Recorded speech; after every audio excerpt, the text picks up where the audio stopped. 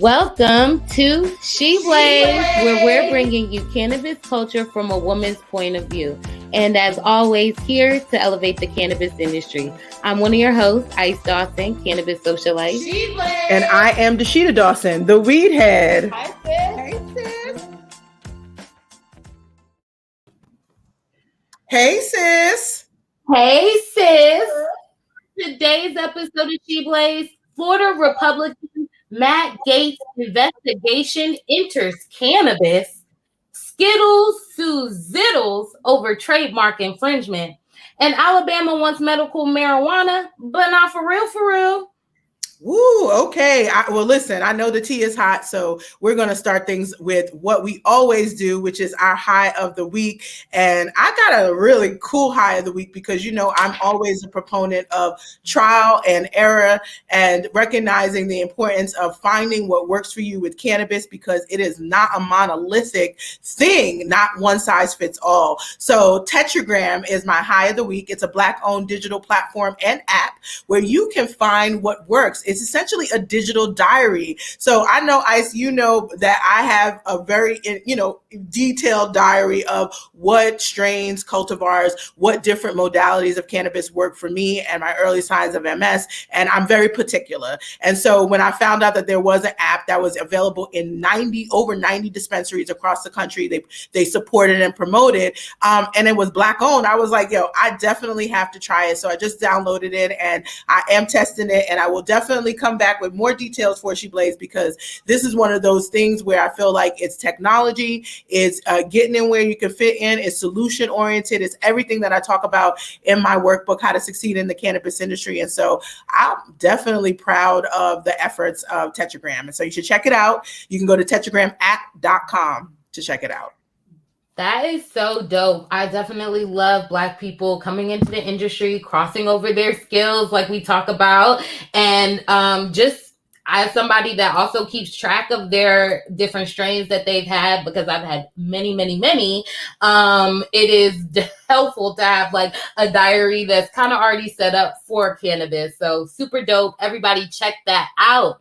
My high of the week is about the legacy market. You know, I still support the legacy market, and I'm okay with being honest about that. And I really wanted to shout out Chief Green's Shcmokes collection because he has a strain called Pineapples. And as the legacy market really starts to bring itself into the legal market, these are the examples that I do like to show because it is something where it's like not trademark infringement. Okay. It's not really saying, this is this strain that it's supposed to be, and we have no idea how to seed to sell it, but it is like, smells like pineapples. It gives you these effects that help you stay up and alert. And I like that for the legacy market because without the regulation, we don't really know. I'm glad you pointed that out. I mean, Chief Green is probably one of the few that, maybe not few. There's actually probably a lot that are starting to try to figure out their branding for themselves and trying to figure out where they play in the legal market. I'm not so sure about the Shcmokes, but, listen, at the end of the day, or even calling it pineapples, I think when you start to really do product development, and we talked about that in our Legacy to Legal event, you will need to just, be a bit more innovative. And that is really going to lead us to some of the hot topics we got to talk about today. But I definitely am excited always when you are highlighting some of the brands that are looking to make themselves known in the legal market as well. Okay, and the hot topic number one is juicy. You guys, I am a news media, government really investigator. I love to listen to what's happening in the investigation and in the media.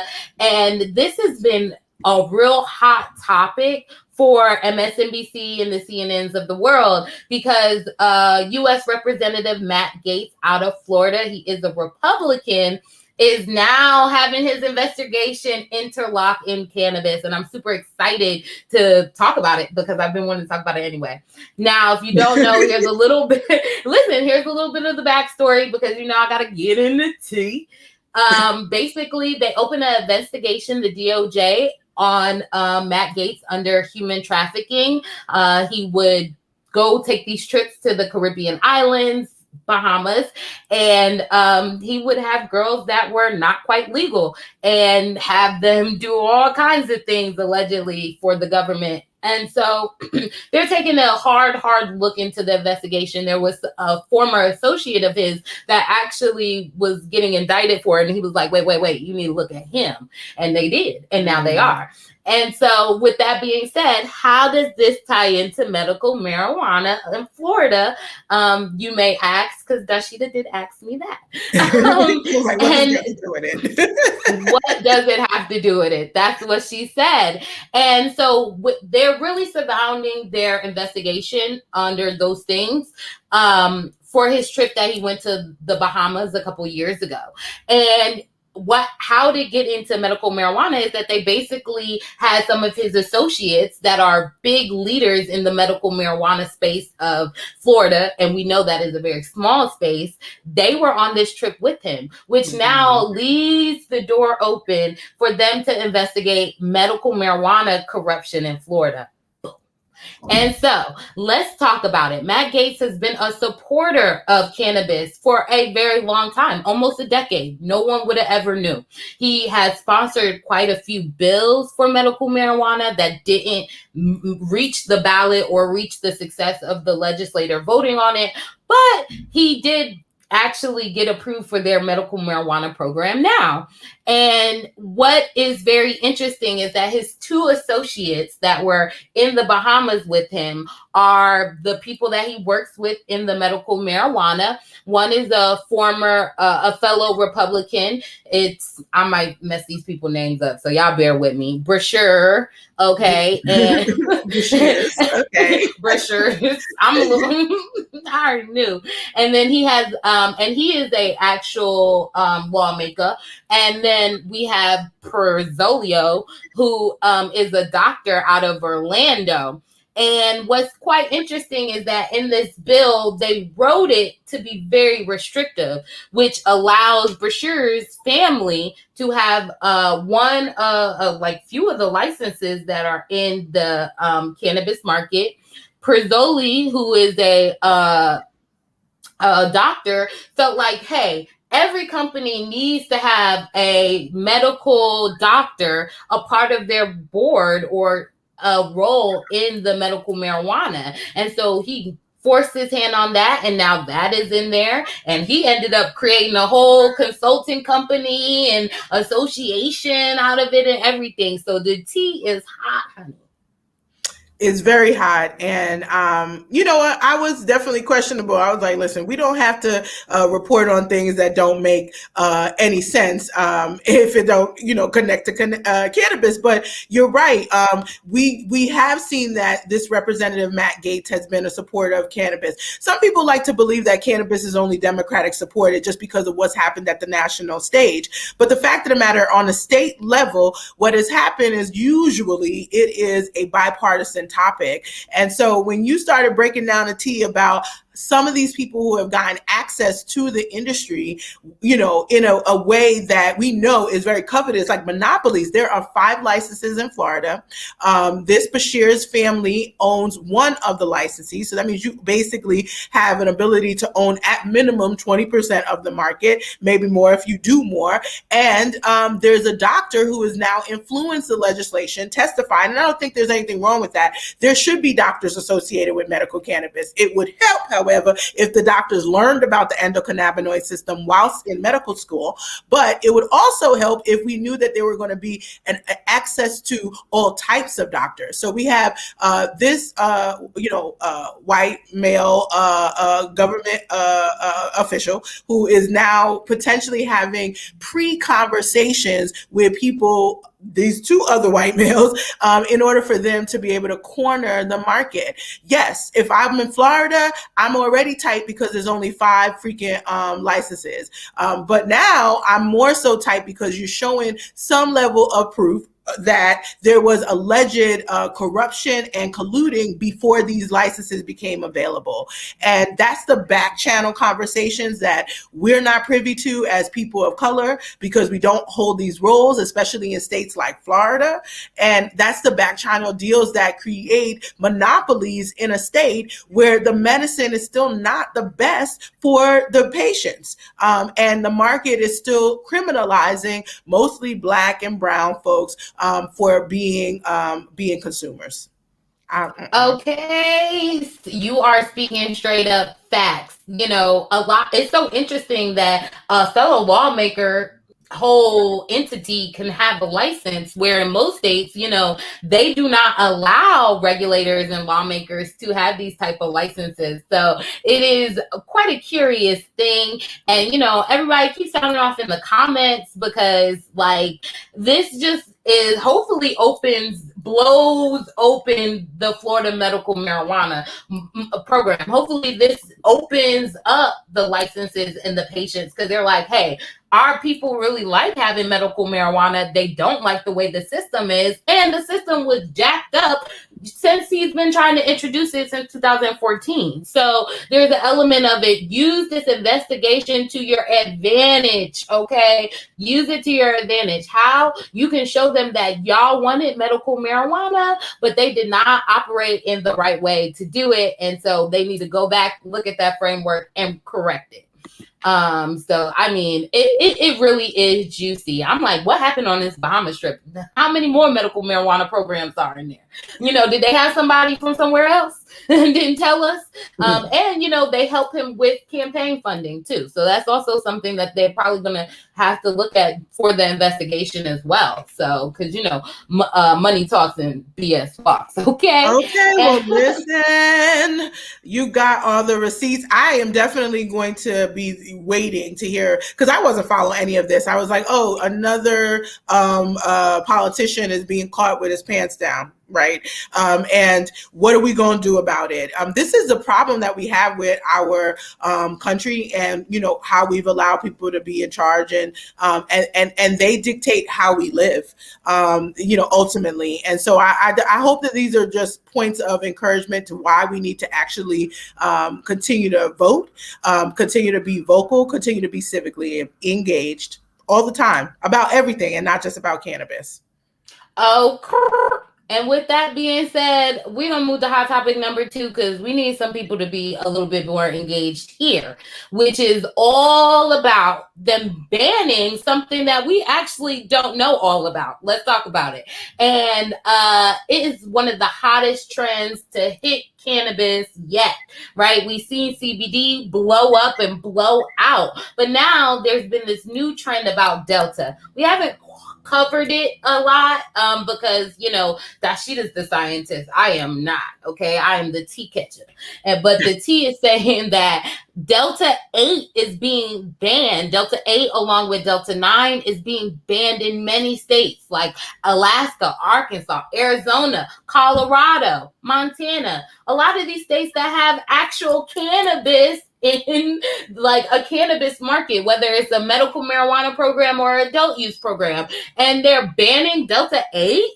Why? You know what I'm saying? They're like trying to set potency limits, trying to limit the ways they could create products with Delta 8. And, you know, because they're feeling really empowered to do this, because the DEA's controlled substance list, Schedule 1 includes Delta 9, and that's illegal in all 50 states. So, you know, some cannabis experts are recommending people don't do any Delta products without having an actual adult use license.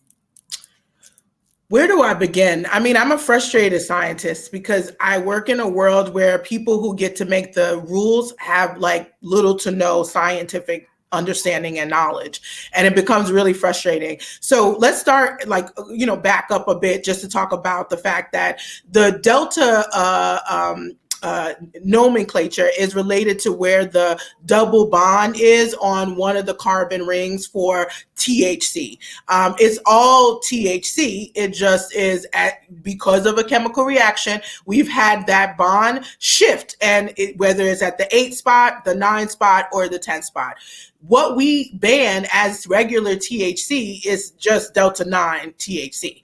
So, when we talk about Delta 9, it's not nothing more than what we've already been demonizing forever.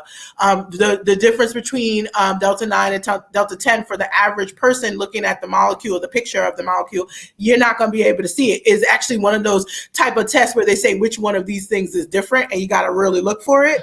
But yeah, the problem I have more than anything else is not only do people not understand that basic science, that we're talking about a very minimal change in the molecule, but that does have some impact on what happens physiologically. We haven't studied it, but the only way you also make these things are really through isolation of CBD, for example. And I think I struggle about the fact that the government continues to try to govern isolates or isolated molecules, as opposed to really understanding that it's the whole plant that really delivers what we need for our endocannabinoid system. And whole plant is still the safest way for us to, I believe, ingest it. Your body uses what it needs, and everybody's body is different. Everybody's endocannabinoid system is different. It uses what it needs, it stores what it doesn't, and then it can convert what it may need in the future. And what we're doing synthetically in a lab to create these,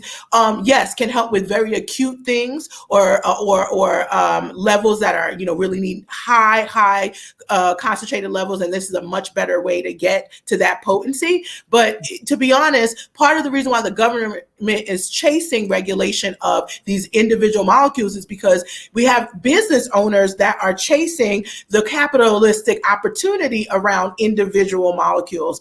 Isolates are just not really, in my opinion, where it's at, unless you're doing topicals, personal care products, things that you will put on your skin, where you don't have that direct line to the blood system, or a very, very severe and acute situation. And I believe when you're ingesting isolates, you should be under the care of a health professional, because once it's in that powder isolated stage, it is actually not that different from some of the things that we get prescribed as opiates, right? These are isolated compounds. Ibuprofen is an isolated compound. And if you take too much, it can cause the lining of your stomach to start to deteriorate, right? So when you talk about isolates, at the end of the day, we're talking about something that generally that's not the way our body prefers to take it in. And we're chasing it because we're trying to be the next new thing rather than do the right thing by the plant, which is learn about it in its full capacity. Ooh, yes, give them the tea, sis, because I agree. I have been asked so many times, especially in the South, I'm asked all the time by older generations, like, ooh, what is Delta 8? And it makes me, they said it's going to make me feel like high, but not really. And I'm like, girl, I do not know. Okay, honey. I know the whole plant might help you with your backache, though. So it's the element of like, we don't really know what we're getting into. I mean, this is probably how we made crack. This is probably how we made meth, because if Adderall is one molecule away from meth, they was making meth in the lab. Right. To create prescription. So I do agree with what you're saying. And I think people don't know that all of the benefits that come with it. But my question though is, as they ban Delta 8, Delta 10, Delta 9, we talked about it last week with Iowa, burning all the hemp plants that was over the THC limit. Are they just going to go around burning people's hemp, right? Because these are still cannabinoids that are naturally grown within the plant. Like if you're growing the plant right, it's going to grow like that. Yeah. So I definitely don't want to mistake folks that the Delta 9 has always been illegal, and that's what we test for when we are looking at drug tests even and testing plant materials. In order to make some of these other deltas, you do have to have some pretty significant chemical reactions happen. Some folks feel, and again, I don't know how true this is, that things like Delta 10, for example, you're not going to find naturally in the plant. It has to be created as a result of a chemical reaction that may happen in the body, absolutely, right? But when we say it needs to happen, right? Our body makes chemical reactions all the time. We're doing it right now. But what we're doing is hopefully doing it towards a homeostasis, something of balance so that we can be healthy. And so when it's done in the lab, it's done unnaturally. It is synthetic. So we're forcing the chemical reaction and forcing the creation of that Delta 10. So no one's crops should be I guess, affected, but someone's byproducts or manufactured products can absolutely be affected. For example, if you are making Delta 10 products in a vape or any of those things, you're probably starting with a CBD and then making that transition. So you did it all legal through CBD, and then you went gray the minute that you started transforming it beyond that. And it starts usually with the CBD isolate, either in the crystalline form or the powder form to make this happen. Child, hell no. Hell no. Okay. We talk all the time about some organic and, not eating processed foods. This feels real like processed foodie to me. And I'm just like, as a basic consumer, y'all need to just stick to the whole plant. Okay. Unless you're putting that on your skin or something, but no, child. So let me ask you a question. When you say that, though, does that mean we are in agreement with the ban? I don't know if I'm in agreement with the ban on the premise of the ban. I think the premise of the ban is still fear-based, and it's still, again, governing by isolated molecules, as opposed to recognizing that we need to actually regulate the full genus. And it starts with the fact that it's a plant, so that's agricultural usually to begin. And then from there, we need to leverage the plant and its full opportunity to learn. And that means that doctors and PhDs and people who are, folks, agronomists that are interested in figuring out not only the business opportunity, but what are the health opportunities. The people that are doing this Delta 10 thing, it's all about the business opportunity. You know why? Because it's supposedly the answer to the people who feel like they're taking CBD and yeah, their wrist don't hurt, their knee don't hurt, but they want to take the edge off, right? They want to, still feel a little bit buzzed. Well, then to me, that means you need to find the right strain that actually has the right combination that will do that for you. You don't need to now, let me figure out what that next isolate thing is. I do agree with more blunts and stuff. Isolates are really for very specific things, in my opinion, coming from a world of like Victoria's Secret beauty. Isolates are what are used when you're creating personal care beauty products, because again, the skin doesn't have as, readily available blood system for that to be crossed over, and there are other ways that it can work. I believe that when you're ingesting it or consuming it into the bloodstream, it makes sense for it to be the full spectrum. Well, I don't agree. I'm gonna say I don't agree with the bans because I don't like people that don't know shit to tell me what to do. So if they can't explain the Delta thing like you just explained it, nah, you can't put no ban on it. But what I do need you to do is stop trying to sell it to me because I don't want that shit right now. So I think there's the element of like we are like, as a capitalist country, just creating more money, to your point, more business, and not really understanding what we're doing. And we could produce the next crack and don't even know it. So I think there's the element of like, you shouldn't ban it. I also don't understand why most of these cannabis states are actually banning it, right? Because they have the opportunity to educate themselves. If I had seen a Georgia on here, I'd be like, oh, that makes sense. Or Alabama or something, it makes sense. But to be Colorado, Alaska, Arizona, y'all already got this joint. Like, y'all got university, and y'all need to look and figure out what the hell it is, because you're banning it and you have the permission to learn about it. I don't get it. No, I actually agree with you fully. That's the part that really irked me, is that these are states that already have legalized Delta 9 THC, but that also shows you that they don't know what Delta 9 is versus the Delta 8 versus the Delta 10. They are just doing it because it seems they should. And they're also, they're doing that only in the hemp market. They're not doing that in the marijuana market. This bifurcation, trifurcation, if you look at hemp, medical cannabis, and adult use cannabis, makes it all the more crazy. And that's why we're saying you got to govern with the science as your base, and at least have people who know the science advising you and providing that information. It is actually Googleable what these different deltas mean. I mean, somebody's like, oh, you wouldn't know that unless you have a background in chemistry or molecular biology, which I do. So I agree. And I guess that's why I do educate. But there's a lot of people who know about biology and chemistry, and you do have universities at your disposal that you could be like, listen, can you come and advise on this? But advise with the purpose of freeing the plant, not further enforcing crazy fear-mongering laws. Yes, that's what I'm not a fan of. I'm not a fan of banning something that you don't know anything about. That's how you ban natural hair for forever years, right? Becky's and white men didn't know nothing about natural hair. So they had all these bans on our hair. And it's like, this is how it grow out my head. So I think there's an element of like, we have to stop banning stuff before we can even learn about it, and that's really what I want to empower people to do. And I also want to shed some light that, these states that are super, super legal are super, super banning elements of cannabis that they have no idea. And with that being said about like legal states, we're going to have to talk about some legal states with cannabis companies in hot water. And the hot water goes from Skittles suing Zkittlez. That's like a tongue twister. Who can say that 10 times fast? Not me. But yes, if you know about the cannabis market, you already know like the Zkittlez strain has been literally taken over like all of the markets. Like it's been one of the hottest strains. And I remember the first time we had it in like, I want to say maybe 2019. We were like, what is orange Zkittlez? What is this? You know what I'm saying? I think you were still calling it Skittles.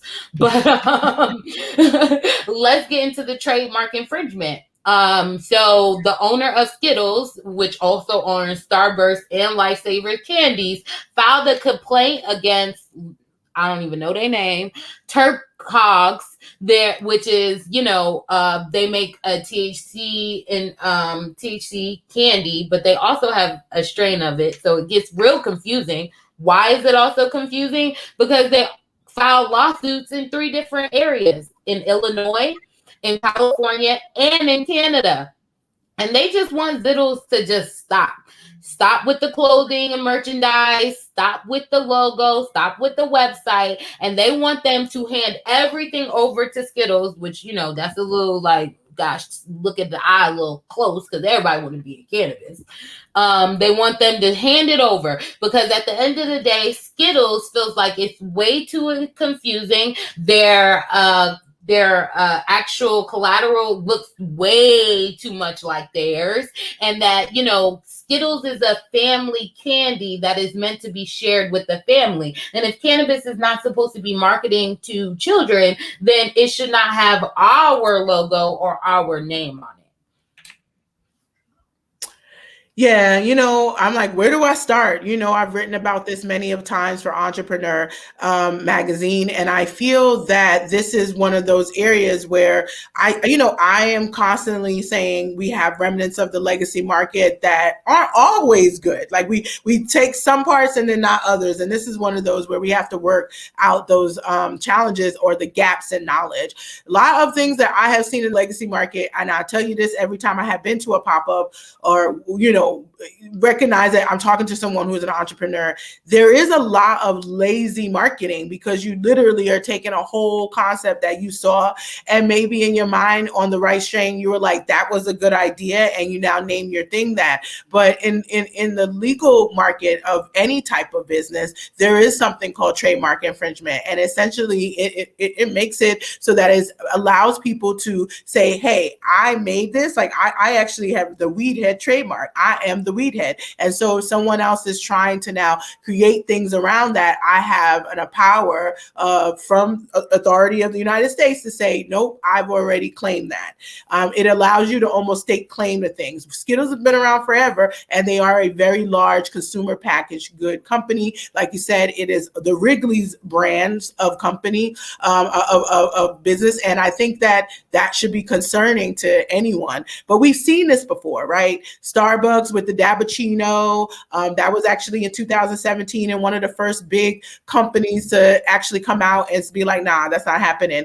Most times in the past, people did not want to affiliate themselves with cannabis. They didn't even want to wind up in the media with cannabis. And so because of that, it made it so that they stayed away. And now cannabis is big business. It's all over media how big of business cannabis is. And so they're like, word, you want to make money off our brand? Not only will you pay, because that's also trademark infringement isn't just stop. Like that's a cease and desist. They may give you that, but sometimes they can also say, we want to see the receipts and we want to get a portion of that too. But that's how real business folks do right now. Publicly, Skittles is really saying, oh, we're a family brand, so that would look poorly on them, but that doesn't mean that that's not the settlement that they may wind up with, right? Just being real, because Zkittlez has absolutely been around for a while, and it hasn't to me, it hasn't really changed in its positioning. I have been calling it Skittles, Zkittlez, like I've called it Skittles before. It looks just like it. So those are the, real obvious things, but there are things where it could just be one of the leaves of the way you angled your brand. And someone could be like, that looks like my brand. And so, no, you can't use it. So I just think in general, it goes back to what I said at the top of the hour, which is, you just have to be more innovative. You want to be in the space? No problem. Innovate. And that means not drawing your inspiration from something that already exists, particularly something that is consumed as a consumer product that already exists. If it's in a different market, you may have a little bit, but even with Gorilla Glue, we saw that it's not really a consumable. You can't put it for your hairline on your on your wig either. Okay, so it's like it really has one purpose, but they still was like, no, you can't have the strain called Gorilla Glue either. We've had Girl Scout. They did that 2 years ago with Girl Scout cookies. Mm-hmm. So I mean, they're coming for us. As a Black freedom liberation advocate, okay, it is definitely hard because in my book of principles, I do think capitalism sometimes kills innovation, right? If you're just trying to make a buck, you're not going to be that innovative. But if you actually care about your cannabis, you get real creative with the names like you do with your children, okay? So there's the element of like, everyone's so hungry for the paper that they haven't actually took time to really be innovative. Kind of see that with the Delta, seeing that with the medical marijuana. So I definitely think we are struggling here in the industry because we want the capital, but we're missing the innovation in the right ways, right? We're trying to isolate cannabinoids, but we're not trying to isolate and have our own damn name for a strain that we like. So, it's like I'm definitely feeling a little bit of a seesaw effect in the cannabis industry.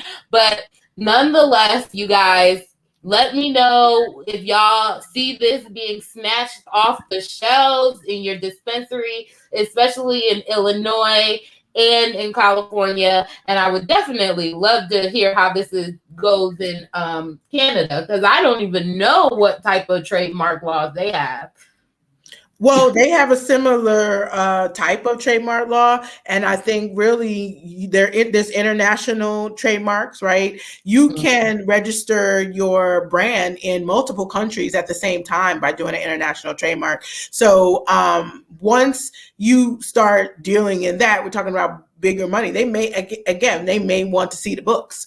And because of that, I'm a little concerned, but at the same time, I feel like this is the lesson that we're going to have to learn. And again, you're right. We are missing innovation. People are going to have to look at points of parity, do your research within the cannabis space, but also others that are cannabis adjacent and or consumer products. Because at the end of the day, cannabis is an ingredient that is going to be in a lot of consumer products. They may be consumer products that are medical grade, a higher strength. They may be consumer products that you can buy OTC, over the counter. They may be consumer products that are more holistic and wellness oriented, but they're consumer products nonetheless. So pay attention to what you expected to do in that market and do it when you are trying to get into the cannabis space. Yes, you are preaching. Okay, we going to church on Saturday, you guys. I'm speaking. Okay. And as we talk about markets, let's talk about Alabama. Because I heard they want medical marijuana, but not for real. and it reaches the governor's desk. So let's get into it. Alabama has a medical marijuana bill that reached the governor's desk, y'all. And this bill, SB 46, is the Alabama Compassionate Act. It is basically, going to create a whole marketplace for them, sis. Can you believe that? And yeah, this bill did pass the House. It passed the House and it passed the Senate. Flying colors. However, they did give a very long ass debate like they did in New York over this bill. And like whatever debate they were having, you think the bill was as good as New York. And so let's get into some of these things about it. So Alabama's medical marijuana bill would not include the raw plant, smoking, vaping, nor candies and baked goods. Mm-hmm. Okay. The commission has to determine, it sets up a commission. Sorry, you guys, just so you know, it sets up a medical cannabis commission that will license the medical marijuana program. And this commission will also determine the maximum daily dose of THC that can be recommended for the qualifying conditions.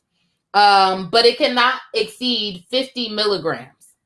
And then minors cannot use more than 3% of THC. Now, there is a lot of things that are quite interesting with this bill. It is going to be a 14-member commission that will be in charge of implementing and licensing the regulation of it. Mm-hmm. And of course, the Department of Agriculture got its hand in because they will be the ones managing and overseeing the cultivations. So this is a pretty bad bill already. I'm just, I'm sitting here and there's a part of me, well, just so everyone understands where we are, Alabama, right? Mm-hmm. As in Selma, right? There is a real disparity in terms of racial disparity as far as arrests are concerned related to cannabis. So we know that history. There's also a real disparity in the incarceration terms. So how long people are in jail. They haven't resolved any of that. However, they did recently decide that they were going to decriminalize and expunge some records on simple possession. And so that's been the new thing we're saying in Oregon. If Alabama can do it, then Oregon can figure it out. Okay. But what I will say is this is one of those things where that you're setting up a market to do poorly. It reminds me of Minnesota's market, limited licenses, limited capability of what you can actually grow and sell, limitations on the THC limits, THC potency in your flower, and not that different from some of the hemp, laws.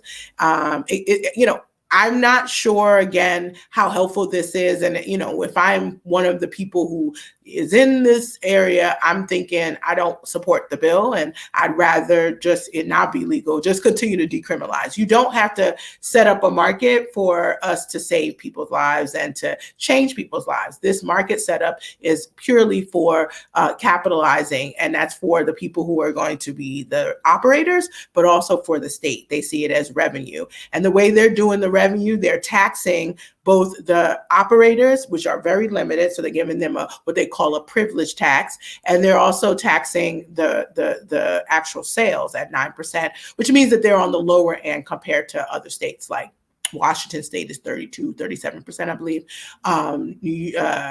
But New Jersey is 6.25%. So we have that as where they're getting money. And then they're going to have licenses that are $10,000 to $50,000 per license in terms of application. I'm again looking at this and I'm saying this is a hot mess from an economic perspective. And when it doesn't do well, when it doesn't create the market the way they expected and doesn't eradicate the illegal market, we have all these different ways that they start to try to fix that. You can be more hyper enforcement on the illegal market, the legacy market, or you can make it so that, again, you give more access to the same people who are already in the market, which is kind of what Florida did, supposedly to fix it by adding flower, but they didn't add more licenses, really. No, they did not. But they had their conversation about how the framework should be set up allegedly in the Bahamas. So, who knows where they decided to have this framework conversation. Doesn't sound like it was in Birmingham, Alabama. They currently have 20 conditions listed to qualify for medical marijuana, which they do have PTSD. They have some pain relief, anxiety, sleeping disorders. So these are some of the generic ones we see all across the board. So it seems like a lot of people can qualify for the medical marijuana. But to your point, they'll only have 12 cultivations licenses. There are no more than 4 processors. There are no more than 4 dispensaries. They do have a caretaker type program, but there's no conversation about home grow plants for patients, even though we know Alabama got hella land. So if you only got 4 dispensaries, at least let me grow it in my already growing something backyard. And what's very interesting about this that we have not seen in a lot of states is that the ownership, in order to be transferred, cannot do it without the regulator's approval.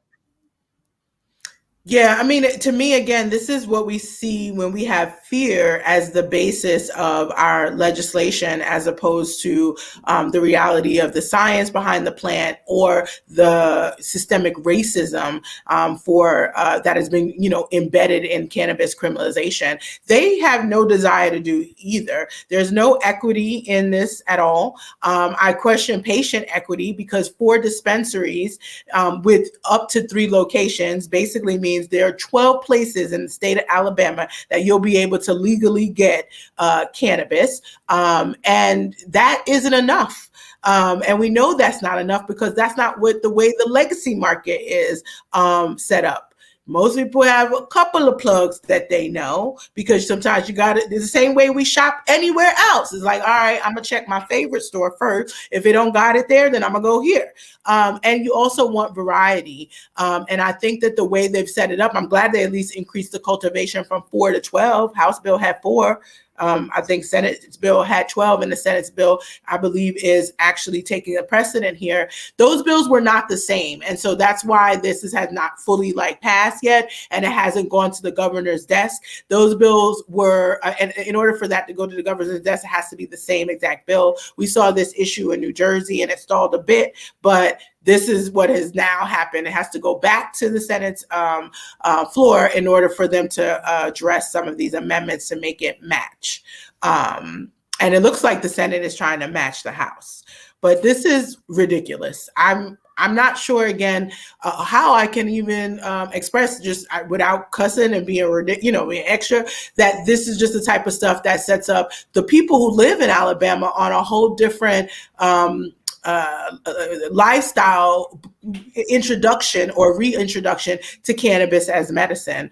It's restrictive, and any market that does not have flower is still going to be a problematic market. It's still going to be a market that people are going to see that in the legacy market at least.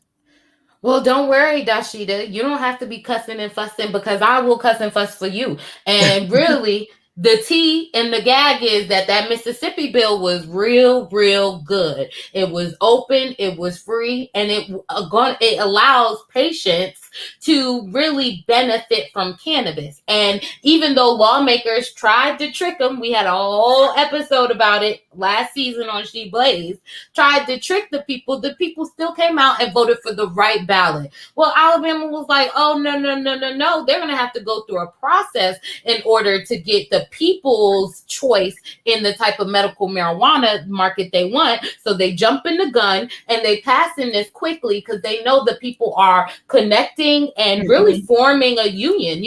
It don't matter what kind of or coalition. It doesn't matter what color you are, because we found out that, like, despite the color, the background, and the cultural difference, all of us want cannabis. Yes. And so they're jumping the gun, and they're going to make the people really fight to have some changes made to the amendment. And so that's the real tea here. Alabama, don't be fooled. They care about medical marijuana because they want to be like Georgia and know that the people will have a harder time to change the market to the right way it should be by implementing a law quickly that is shitty. You're right. They have basically read the tea leaves when they saw what happened with Mississippi, that if they have to go head to head with what a law that was created by the advocates and the people, it will be a more common sense law, obviously, with a lot more openness, and they will potentially lose. And so they are jumping the gun. And this is the political push that we get from people who we put in charge. So you got to vote differently. And you also got to let people know that you're not there to play with them either. The government belongs to the people. And so if you're not going to create a law for the people, then you don't need to be the lawmaker anymore. It's simple. Period, Pooh. Period. And you do make a good point, because it's not for the people, because this little red line item is that in the actual bill, they have application starting and opening on September 1st, 2022. Even tells you that, your application will be granted or denied in 60 days. And, they have 60 days to fix it if something's wrong with it, all these things. But in the same breath, they have no time frame for patients' applications, for patient program. They have no way to determine how these, medical doctors will prescribe cannabis to their patient. So don't be fooled, people. It's about the money. It's not about the patients. And then it got a lot of nerve to name this a Compassion Act. Like, that's what marketing, I mean, we have been fooled for so long as it pertains to cannabis. So now we've been naming all these acts, same thing with California, Compassionate Care Act. At the end of the day, you are saying you're trying to have compassion, but in fact, you're not actually integrating that into the law. And you're seeing that it already has failed in other states. Minnesota is essentially a bankrupt medical market because of the way that they've implemented. We just talked about the alleged corruption in the Florida market because of the way that they've implemented. And so this to me is right up the alley of some of the southern states not really caring about it, but they want to brand it like they care. But you don't really care. We've got to do better about, again, calling it out, calling it what it is. Don't tell me it's a compassionate act when you really have no compassion for the people and the folks that were most harmed. harmed. This bill isn't going to improve things for people of color, Black people specifically in Alabama that have borne the brunt of some of the worst systemic racism in our country. We got different types of racism in our country. We know that that exists. And Alabama, as you know, is one of those states that I don't even like driving through, is one of those states that has a history of racism that is just the word, it makes the hair on the back of my neck stand up. And that yet this is not a law that has any equity. We don't even talk about it. Right. But right. I, again, have to at least give them some nod in that they did absolutely start the process of expungement. And so there are some things happening, but it's not really happening in a way that's to benefit the Black people, Black and brown people who are in the state. No, it is not. None of this been, I mean, unless they had homegrown, I could not understand how this bill benefits anybody other than them putting a point of finger like, hey, you're a patient because you got PTSD and anxiety. Like, there is like nothing that feels compassionate to me. You know, this just is giving me real, just diversity and inclusion cosplay. It's giving me patient care cosplay. Like, they are definitely just embodying bullshit. I'm sorry. This is why I wanted to call it out, because they cannot do this. We're not accepting this. We are not letting you guys get away with it anymore. You know, it's like the whole TV show. Everything on the TV is now, it's so hard being Black. I'm Black, and we know America don't treat us like Black. It's like, shut up, pay me. Because it's like, where's the money at with some of this stuff? It's not, I don't need your tears. I actually need your real help. Yes. I think there's an element of like, I don't want to cry no more. I don't want to talk about how hard it is to not have cannabis anymore. Y'all know it. Y'all see it. Y'all see what y'all done when we use cannabis. Go back and fix it the right way, and you got to go home.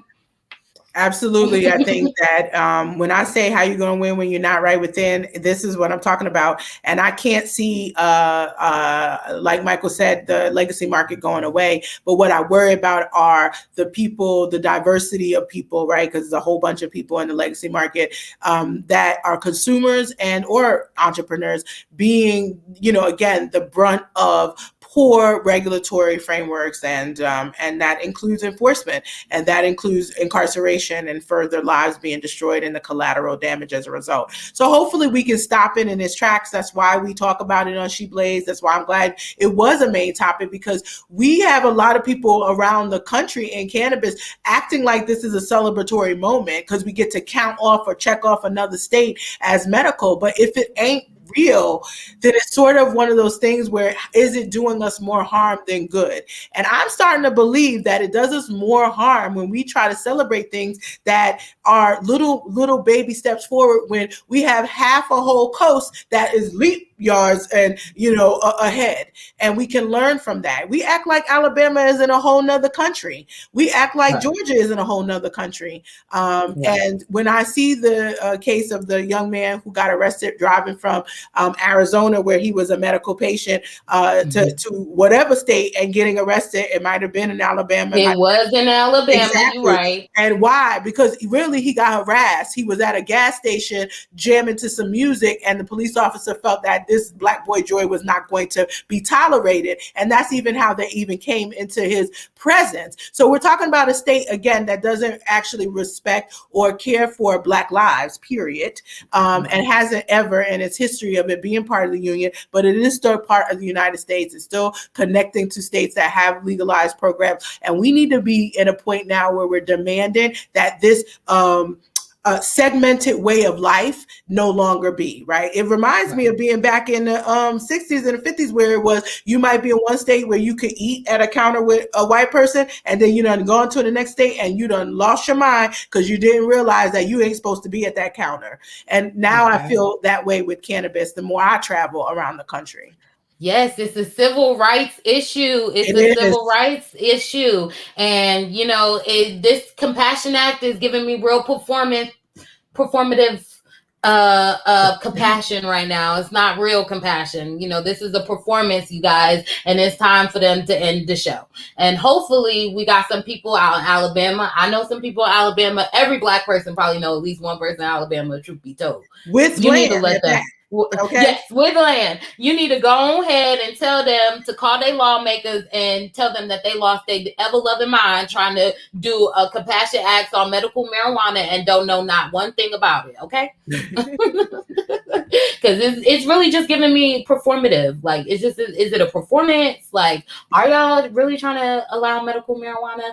Like, we could really talk about it for days. I mean, literally 4 days. We do talk about it for days, but we can't talk about it 4 days today. But it is, this was a lot to unpack for me because, I mean, every cannabis outlet that I'm following was like, Alabama, Alabama, Alabama. I'm like, Alabama? You know what I mean? And went there and I read it and I'm like, went to MPP because they give you a really good summary. Shout out to MPP. They gave a really great summary of different bills. And I mean, MPP broke that down. I didn't have to read the 102 pages to know it was bullshit. Right.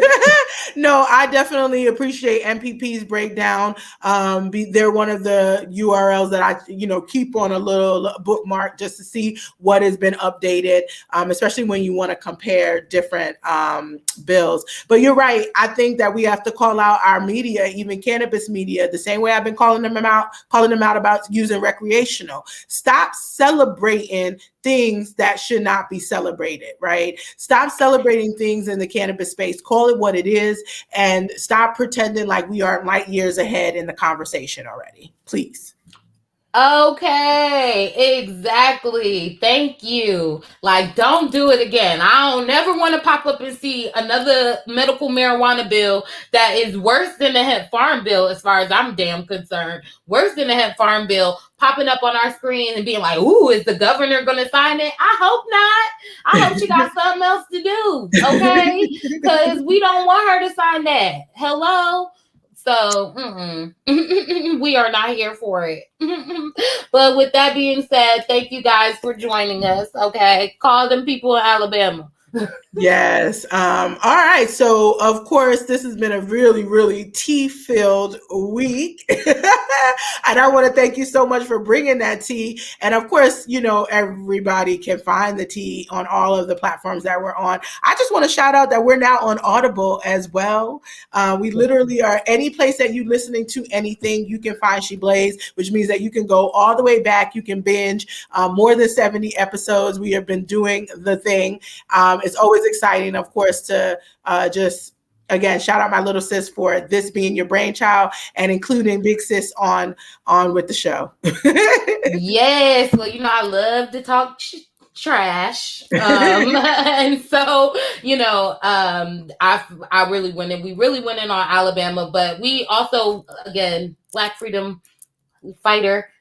This is part of Black freedom fight for us. Is like, listen, they really doing some crazy stuff down here. Yeah. And, I'm definitely on Audible. And then I want to make sure we talk to everybody about the next 2 weeks because we are going to have to change the time from the noon o'clockish. We be on CP time, y'all. We be on CP time a little bit, you know what I'm saying? So we might be somewhere around noon. But for the next 2 weeks, we're going to be way afternoon. So yes. We are doing some New York events. I got a shout out to Senator Sanders in New York, as well as the Majority Leader Crystal Stokes. So they have booked us back to back to participate in cannabis education events. And that's the type of stuff we need legislators to do, to tell the truth, bring in the experts who are going to help and share that information. So I'm excited to be joining my sisters, as always, as we start to cease that misconception around cannabis and convert people into true believers and understanders of the cannabis health equity movement. So yes. So next week is Senator Sanders. Is going to be an MWBE forum on cannabis supply chain and how having an MWBE will help benefit it. It will actually be streamed live on Facebook. So we'll be on Facebook all day next week. And then that next week is Majority Leader Crystal Stokes 101 Cannabis. And these are things she's been doing for a long time. We've participated in almost every one of them. They're super, super informational. That will be streamed as well. So, super excited. And we probably will not be on our Shcmokes until 3 p.m. However, we still want you guys to come back and rock with us and drop your thoughts and comments, because there is still cannabis tea regardless. Absolutely. Education doesn't stop the tea. In fact, it maybe enhances it because we get to do a little tea and shade. All right. I'm a shady bunch. I'm going to give an educational shade. Let's be real, because I want you to learn some stuff. No, I'm going to just read you for filth. So don't be coming up in here with the bull, because I'm going to just read you, okay? I'm going to give you a real Love and Hip Hop, Real Housewives of America read, okay? Thank you. You are hilarious, but that's also why it's important to have both of us. So we can make sure we are at least setting folks' way, told, but also learned at the same time. But no, I appreciate, as always, you sharing the voice of the people, because some people just don't get it without being, breaking it down that way. And we could be polite, but I'm over that respectability politics. I am done with it. And I feel like it's important for especially Black, Indigenous, Latinx, people of color to, step out and say exactly what's going on, and try to educate people on how they've been able to implement change. And we should be proud of it. And I'm excited to continue. So that being said, we got about a minute left. I cannot wait to see you next week. Do you want to tell folks where they can find you first, or shall I go first? I will tell everybody, so you can have the last word. Dashida, Davida, Devase, the diva. Sorry. I called her our sister's name, but she's the diva of the family. So I'll let you go last. You can listen to us anytime on SoundCloud, Spotify, Audible, iHeartRadio. And you can watch us on YouTube, Facebook, anytime. Make sure you follow us at _Blaze on IG and on Facebook. And then you can follow me too, because I say the most ridiculous stuff, even outside of cannabis, at the Cannabis Socialite on IG. And of course, you guys know that you can find me at Jashida Dawson on Twitter and IG. I've been lighting up my Twitter lately because I got thoughts. And sometimes when you're in the middle of some of these meetings, you have to say something. And maybe I can't say it directly to the person, but I will tweet about it. And so, I'm being real when I do so, because I say what I want. And that being said, all the cannabis educators out here too, we have a whole cannabis educator line on Twitter. So that's so true. You're absolutely right. That being said, thank you so much, Ice, for another amazing week. We will see you guys next week a little bit later, but still join us live on Facebook. See you later. Bye. Bye.